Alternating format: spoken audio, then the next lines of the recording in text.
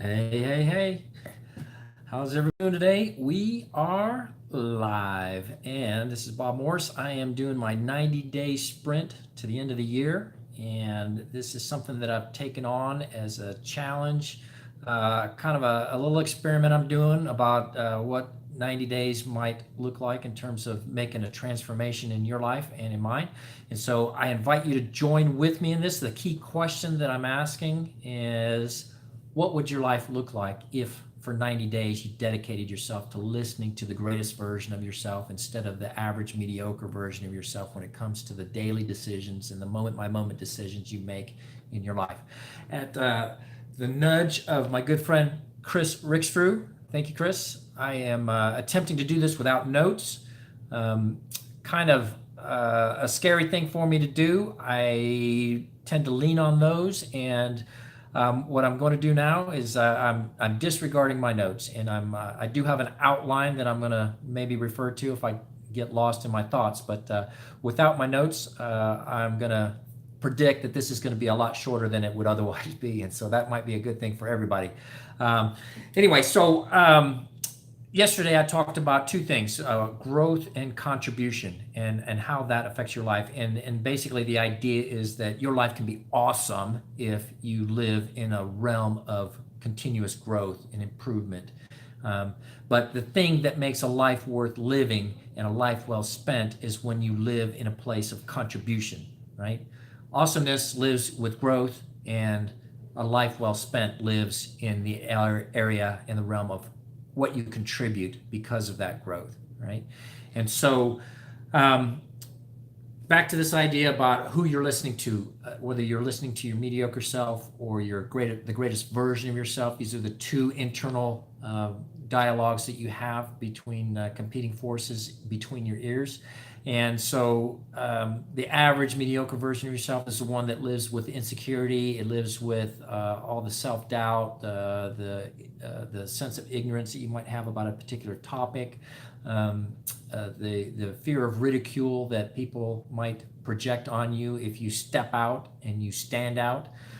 Whereas the greatest version of yourself lives from the place of what is possible in your life. What could happen if you knew you couldn't fail? What would you not try if you knew you couldn't fail?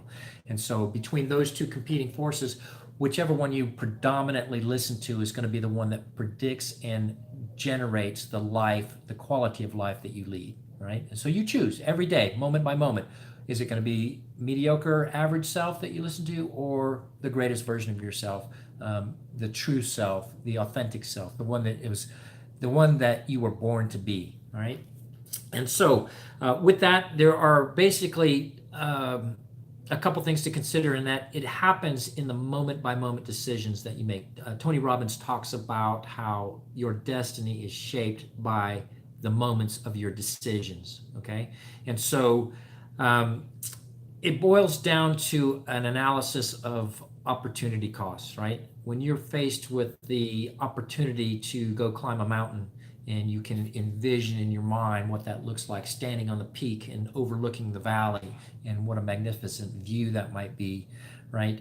It's easy to say, yes, I'm going to do that, and commit yourself and that sort of thing. But what has to happen before that is you have to make a series of decisions that goes all the way back to getting off the couch, right? And so in that moment of decision about whether or not to get up off the couch, will dictate what happens later on and whether or not you're going to be able to enjoy that magnificent view from the peak, right? And so there's an opportunity cost every time you go through each step of that process, from getting off the couch to going to get the proper equipment, to getting training, to actually doing the training, to when you're actually on the mountain. And each step in itself is a decision, one step after the other until you're standing on that peak. And so what is the opportunity cost each point along that way? And so it brings to the idea that this whole thing that we're talking about in this 90-day sprint or climbing a mountain or whatever the case may be is a process, right? And so the 90-day sprint is designed to be something that gets you moving in that direction and gets you making progress in that process.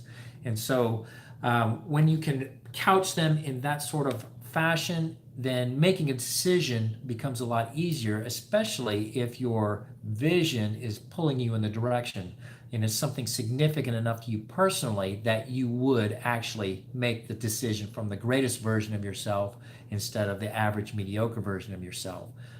Your greatest version of yourself will not let you make an average mediocre decision if your vision is strong enough. And so that's the idea behind all of that. This idea that Tony Robbins talks about making your destiny from the moments of your decision. Okay, so how do you? The fundamental idea behind this particular session is what facilitates growth. And so how do you grow from where you are to where you could be, right? Well, if you're in the gym and, imagine Arnold Schwarzenegger, how did he grow from, being a teenager to grow 7-time Mr. Universe, lifting as much weight as he could do? Well, he couldn't, leap that chasm in a single bound. He had to go through this process of progress. And so each step along the way, the decisions he made about going to the gym day after day, hour after hour, lifting another rep when his muscles were just about to explode, right?